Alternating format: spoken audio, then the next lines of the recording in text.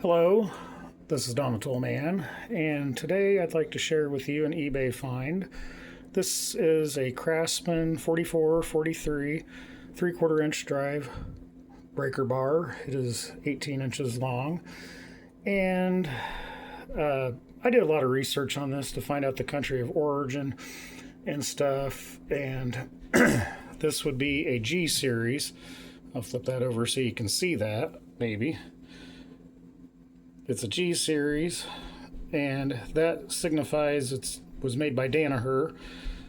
And there is the Craftsman logo. As you can tell, it's on there kind of janky. I mean, it's not stamped very good, which kind of makes me wonder the country of origin. I mean, I've did a lot of research trying to figure out the country of origin on it. And it says from all the research I've gathered, it said that Sears sometimes often didn't require the USA stamping because G would be enough to signify that it was Danaher, and Danaher was, a U.S. manufacturer.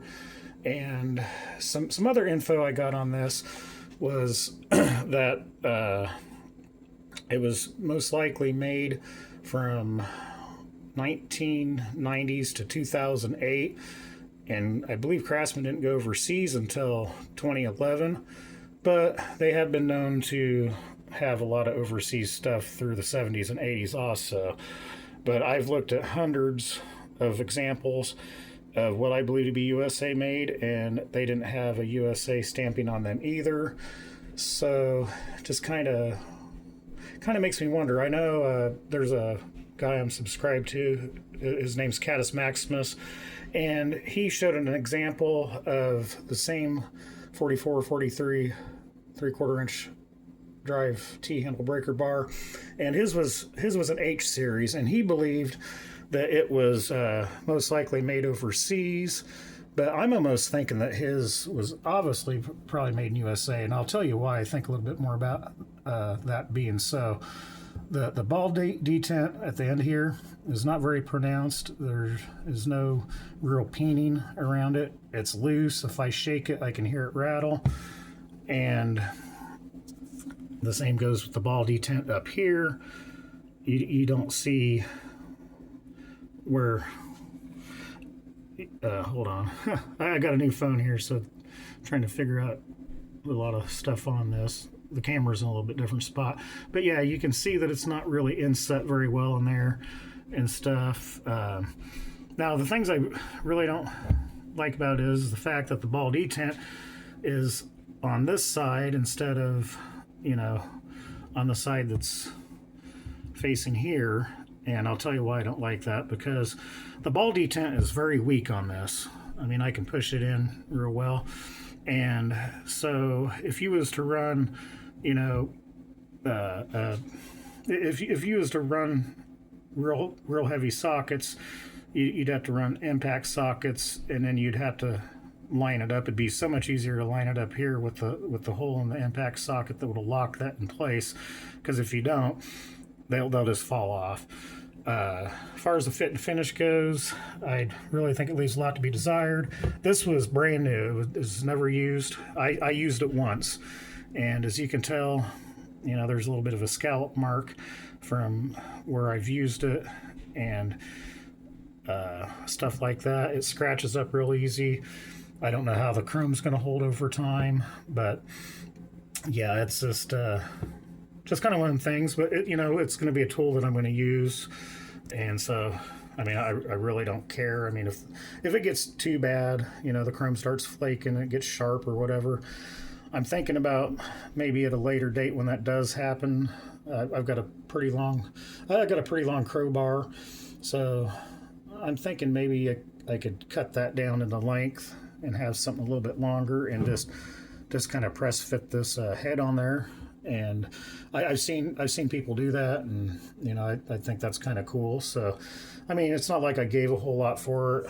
I won it on an auction, and I believe it was $19 what I got it at, but there was shipping, so it was under $30. So I really can't complain.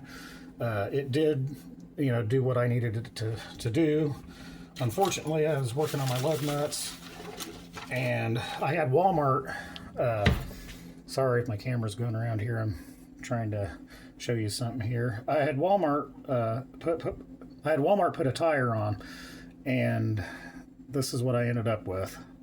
Obviously, they impacted them on there, and the studs had gotten stretched. And I'm 220 pounds, so I probably had about half my body weight on the end of excuse me, on the end of that handle coming down, and just snapped them both off like that. So yeah, I don't know why when you take places, or when you take your car into places like that, I don't know why they run impacts on them. I mean, impacts are not meant to, they're not meant to torque anything down. They're meant to just take things off. You're supposed to follow up with a torque wrench. But if you talk to a lot of people that are in tire shops, they'll tell you, well, with the volume of cars we just don't have time. And I kind of disagree with that. Or you'll hear them say that, well, it's due to liability issues. We want to make sure they get tighter and stuff. And I'm telling you right now, if you run them too tight and you run an impact on them, it creates more of a liability issue, because you'll get something like this. Even though they'd over tighten it, if you're going down the road, all it takes is a hard impact. You hit a bump or something, and when these studs are already stretched out due to over torquing, they could just shear off at pretty much any given second. So yeah, I just really hate that they do that, and from now on I'm just gonna find a better place to take my car into, or I'll just have to start changing tires out myself. But yeah, I figured I'd share that with you, and if you get a chance, go over to watch Catus Maximus. He does a lot of tool reviews, and I really enjoy watching his stuff. So I don't know if you're subscribed to him, but if you're not, at least go over there, give him a look, see what he has to offer also. But not really a whole lot to talk about here. I'm still kind of wondering, where this was made. It might have been made in USA. It might have been right towards the tail end of, Danaher going overseas. I don't know. I did research where this model wasn't overseas. It went to the CMMT. So I really have no idea. There is some examples. They say that the S-AC is the overseas made, but I would have to say dollars to donuts that this was probably made in China or Taiwan. But either way, it's still I think it's a good tool. It's handy to have, and so yeah, I don't have a whole lot more to talk about. I just figured I'd get this out here. I don't have a whole lot of Craftsman tools, and I know a guy that I'm subscribed to. He'd kind of mentioned that I don't have a whole lot of Craftsman, so I figured I'd get that out there.